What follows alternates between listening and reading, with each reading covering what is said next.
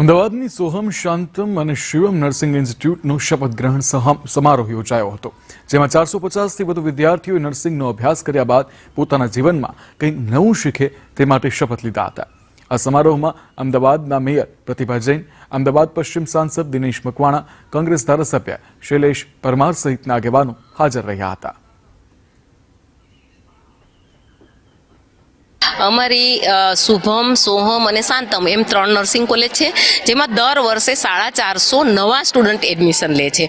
તો એવું હોય છે કે એમને એડમિશન લીધા પછી એજ્યુકેશન 3-4 મહિના પછી એમને હોસ્પિટલ સાઇડ જવાનું હોય છે, જ્યાં દર્દીઓની સેવા કરવાની હોય છે. તો દર્દીઓની સેવામાં માનવતા જળવાઈ રહે અને એની સેવામાં કોઈ ચૂક ના આવે એના માટેના આજે શપથ હોય છે. આજે નર્સિંગ કોલેજનો ઓથ સમારંભ હતો.